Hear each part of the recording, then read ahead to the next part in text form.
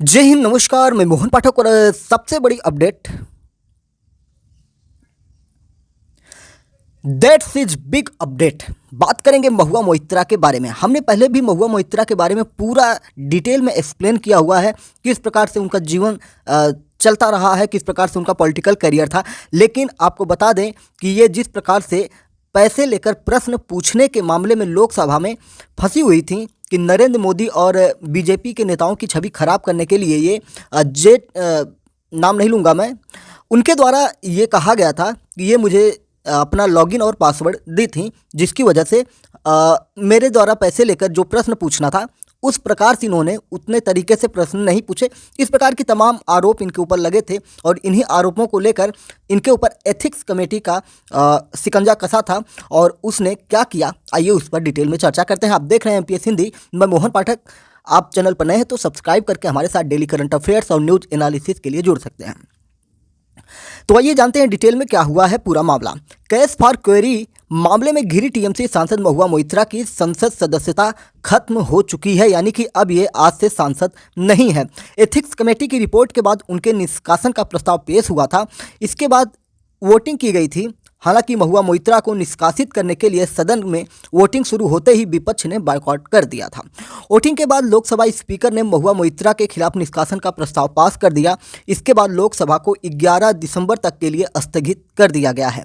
लोकसभा से निष्कासन के बाद महुआ ने कहा कि लोकसभा की एथिक्स कमेटी ने मुझे झुकाने के लिए पूरी रणनीति बनाई थी और मुझे झुकाने के लिए एक तरह से बनाई गई थी। यानी कि महुआ मोइत्रा का ये कहना है कि महुआ मोइत्रा के करियर को और उनके विचारों को दबाने के लिए एथिक्स कमेटी का निर्माण किया गया था।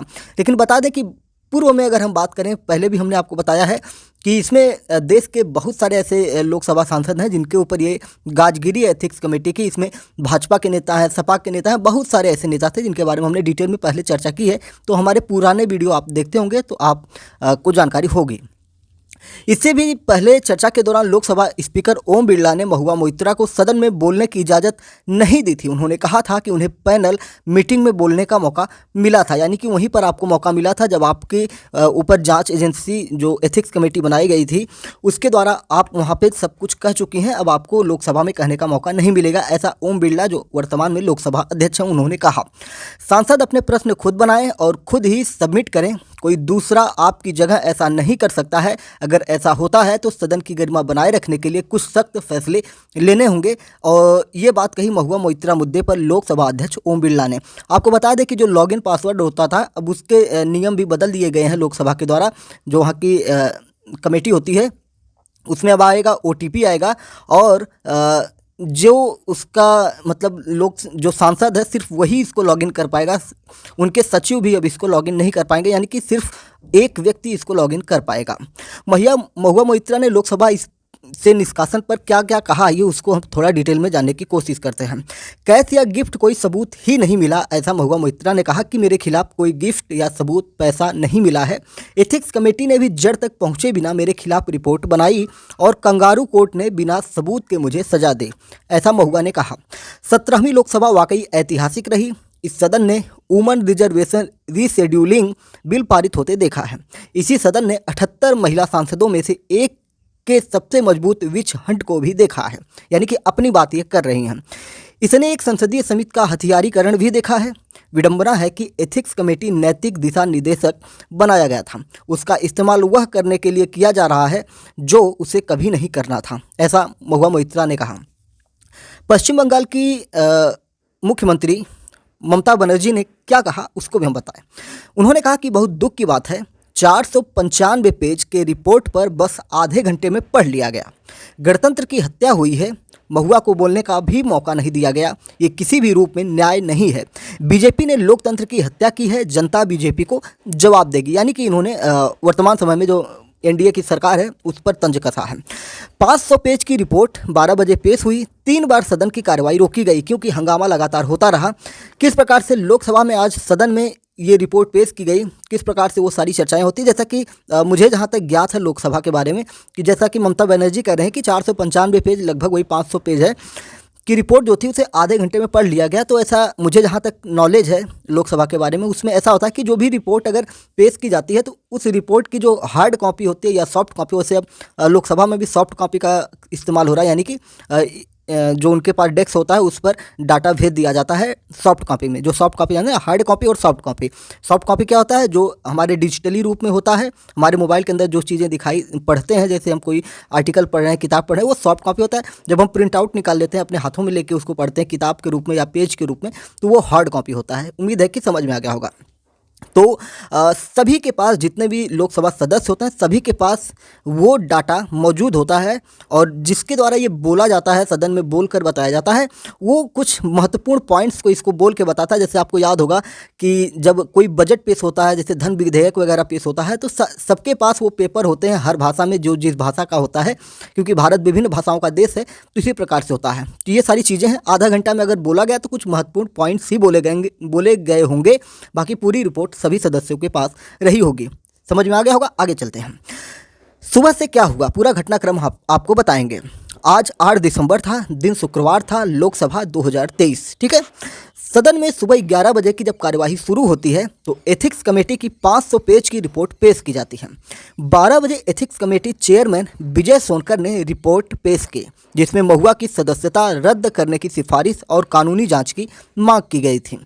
हालांकि टीएमसी ने मांग की थी कि 500 पेज की रिपोर्ट पढ़ने के लिए 48 घंटों का समय दिया जाए। 4 मिनट बाद ही 12 बजे तक के लिए लोकसभा को स्थगित कर दिया गया। लोकसभा में इस पर सदन में 3 बार हंगामा हुआ, 2 बार कार्यवाही स्थगित हुई। दोपहर 2 बजे में तीसरी बार कार्यवाही को शुरू की गई और महुआ के निष्कासन पर तुरंत वोटिंग की प्रक्रिया शुरू हुई। रिपोर्ट पेश होने के बाद क्या क्या कहा गया वो भी आपको जानना जरूरी है। कांग्रेस के सांसद मनीष तिवारी ने ये कहा कि आज सभी पार्टियों ने महुआ के खिलाफ वोटिंग करने के लिए व्हिप जारी किया है, इसलिए सदन स्थगित करके सभी व्हिप विड्रॉ किए जाएं। मनीष तिवारी की दलीलों पर लोकसभा स्पीकर ओम बिरला ने पूछा, आप संसद में बहस कर रहे हैं या कोर्ट में? ऐसा न करें, क्योंकि न तो ये कोर्ट है और न ही मैं न्यायाधीश हूँ। बीजेपी सांसद हिना गावित ने क्या कहा कि महुआ मोइत्रा से एथिक्स पैनल ने हलफनामे के आधार पर सवाल पूछे हैं, व्यक्तिगत सवाल पूछकर कोई चीरहरण नहीं किया गया है। बीजेपी के प्रहलाद जोशी ने कहा कि महुआ मोइत्रा को सदन में बोलने की इजाज़त नहीं देनी चाहिए। सदन में क्या क्या हुआ, ये अगर सिलसिलेवार अगर आप जानेंगे तो आपको पूरी जानकारी निष्पक्ष रूप से पता चलेगी। लोकसभा स्पीकर ने रिपोर्ट पर चर्चा के लिए आधे घंटे दिए और ओम बिरला ने कहा, रूल 316 यानी कि 316 के तहत आधे घंटे की चर्चा दिए थे।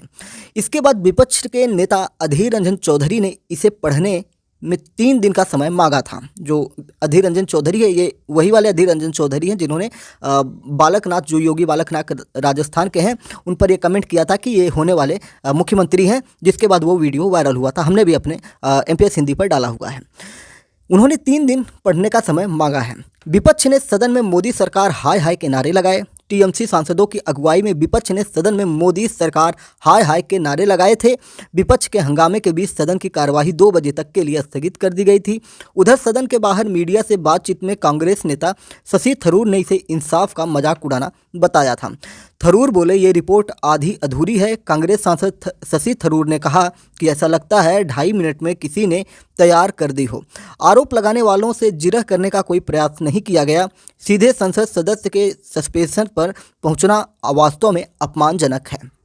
महुआ ने कहा, जब वो संसद आ रही थी तो उन्होंने एक बात कही कि माँ दुर्गा आई हैं, अब महाभारत होगा। और ये काफ़ी सुबह से ही सुर्खियाँ बटोर रहा था कि माँ दुर्गा आई हैं और महाभारत होगा। महाभारत सुपर्णखा के कारण नहीं हुआ। लोकसभा में रिपोर्ट पेश होने के दौरान महुआ भी सदन में मौजूद थीं। संसद पहुंचने पर महुआ ने मीडिया से जब बातचीत की, उसमें कहा कि माँ दुर्गा आई हैं। अब देखिए क्या होता है, जब नाश मनुष्य पर छाता है पहले विवेक मर जाता है। उन्होंने वस्त्र हरण यानी कि चीर हरण से शुरुआत की, अब आप महाभारत का रण देखेंगे। ये सारी बातें उन्होंने उनके जो मन की बातें थी उन्होंने अपनी कही महुआ मोइत्रा ने। इस पर बीजेपी सांसद सुकांत मजूमदार ने कहा था, महुआ ने खुद को द्रौपदी बोला है और महाभारत शुरू होने की बात कही, लेकिन समस्या ये है कि इस महाभारत में कृष्ण तो इस तरफ है। जहाँ तक मुझे पता है महाभारत द्रौपदी के लिए हुआ था, सुपर्णखा के लिए नहीं हुआ था। सदन में निष्कासन प्रस्ताव पर चर्चा के दौरान भी इस चिरहरण और सुपर्णखा वाले बयान पर जमकर हंगामा हुआ था। महुआ मोइत्रा के बारे में अगर हम डिटेल में बताएं कि केस की जो टाइमलाइन है, किस प्रकार से केस की टाइमलाइन थी, दैनिक भास्कर के माध्यम से हम आपको ये चीज़ें बता रहे हैं। 14 अक्टूबर को हुआ था जय अनंत देहाद्राई ने भ्रष्टाचार और मनी लॉन्ड्रिंग के आरोप में महुआ मोइत्रा के खिलाफ सीबीआई में केस दर्ज कराया था। जय अनंत देहाद्राई ने बीजेपी सांसद निशिकांत दुबे ने लोकसभा स्पीकर ओम बिरला से महुआ को संसद से सस्पेंड करने की मांग की। ये 15 अक्टूबर की घटना है। 17 अक्टूबर को लोकसभा स्पीकर ने एथिक्स कमेटी को शिकायत सौंपी। महुआ ने दिल्ली हाई कोर्ट में मानहानि की याचिका भी दायर कर दी। 18 अक्टूबर को लोकसभा ने निशिकांत दुबे को नोटिस जारी कर 26 अक्टूबर को पेश होने के लिए कहा था। 19 अक्टूबर को बिजनेसमैन दर्शन हीरानंदानी ने एफिडेविट में कहा कि महुआ ने उन्हें अपना पार्लियामेंट्री लॉगिन आईडी दिया था। ये वही हीरानंदानी है जिनका मैं शुरुआत में ही नाम लेने से परहेज कर रहा था, लेकिन जब हम डिटेल में आ गए हैं तो उसको बताना जरूरी है। 20 अक्टूबर को महुआ का आरोप दर्शन के सिर पर बंदूक रखकर एफिडेविट साइन करवाए। मानहानि मामले में दिल्ली हाई कोर्ट में सुनवाई, ऐसे चीज़ें वहाँ पे निकल के आई। महुआ का ये आरोप था कि मुझसे ये सारी चीज़ें ऐसे करवाई गई है। ठीक है। 21 अक्टूबर को निशिकांत दुबे का दावा ऐसा आया कि महुआ की संसदीय आईडी दुबई में खोली गई जबकि वह खुद भारत में मौजूद थे। फिर ये चर्चा का विषय बना और 27 अक्टूबर को महुआ ने एक टीवी इंटरव्यू में माना कि उन्होंने दर्शन से गिफ्ट लिए और उन्हें संसदीय लॉगिन पासवर्ड दिए। यानी कि यहीं पर इन्होंने एक इंटरव्यू के दौरान ये सारी चीज़ें कर दी, जो एक सबूत के तौर पर आप समझ सकते हैं कि कितना बड़ा सबूत है जब उन्होंने खुद से कबूल कर लिया। 28 अक्टूबर को कैश फॉर क्वेरी केस में एथिक्स कमेटी ने महुआ को 2 नवंबर को पेश होने का निर्देश दिया। 31 अक्टूबर को महुआ का आरोप आया कि मुझे फ़ोन ईमेल पर एप्पल की ओर से अलर्ट आया है, केंद्र सरकार फ़ोन हैकिंग करने की कोशिश कर रही है। यानी कि फ़ोन हैकिंग का मामला निकला और इसमें महुआ ने ही नहीं आरोप लगाया, साथ ही साथ देश के कुछ और बड़े नेताओं ने ये आरोप लगाया कि उनके भी फ़ोन में ऐसा हो रहा है। 2 नवंबर 2023 की घटना, महुआ एथिक्स कमेटी के ऑफिस से नाराज होकर बाहर निकलती हैं। उन्होंने अपमानजनक सवाल पूछने का आरोप लगाया कि उनसे गलत तरीके से सवाल पूछे जा रहे हैं, उनकी निजी जानकारी ली जा रही है। 2 नवंबर को एथिक्स कमेटी ने महुआ से सवाल पूछे। टीएमसी सांसद ने कमेटी अध्यक्ष पर आपत्तिजनक सवाल पूछने का आरोप लगाया। 9 नवंबर को एक बैठक में एथिक्स कमेटी ने महुआ के खिलाफ रिपोर्ट तैयार की। कमेटी के 6 सदस्यों ने रिपोर्ट के पक्ष में मतदान किया। 10 नवंबर की घटना, एथिक्स कमेटी ने लोकसभा अध्यक्ष को अपनी रिपोर्ट भेजी। कमेटी ने संसद में महुआ के निष्कासन की सिफारिश की है। 8 दिसंबर की घटना, जो आज की घटना है, और एथिक्स कमेटी। तो इस प्रकार से आपने देखा कि पूरा घटनाक्रम क्या था और महुआ मोइत्रा को अपनी संसद सदस्यता समाप्त करवाने में अपनी ही भूमिका निभानी पड़ी। एक टीवी इंटरव्यू के दौरान खुद ही कबूल करती हैं, फिर बाद में सरकार पर आरोप लगाती हैं कि उन्होंने मेरे साथ ऐसा किया। भाई, जब रिपोर्ट में जो आपसे पूछताछ की गई और उससे पहले ही आप किसी टीवी चैनल पर ये मान लेती हैं कि मैंने गिफ्ट लिया और अपनी लॉगिन पासवर्ड दे दी, तो आपकी संसद सदस्यता उसी समय समाप्त हो गई थी जब आपने ये स्वीकार कर लिया था। खैर, जो भी हुआ आप देख रहे हैं, और हमारा देश लोकतंत्र से चलता है और राजनीति तो होती रहेगी सबके ऊपर, और हर राजनीतिक दल के लोगों के साथ ऐसा घटनाक्रम हुआ है। तो चैनल पर है तो चैनल को सब्सक्राइब करके डेली करंट अफेयर्स और न्यूज एनालिसिस के लिए हमारे साथ जुड़ सकते हैं। MPS हिंदी को सब्सक्राइब करना बिल्कुल भी ना भूलिएगा और अपने विचार भी महुआ मोइत्रा के बारे में ज़रूर बताइएगा। जय हिंद, नमस्कार, भारत माता की जय।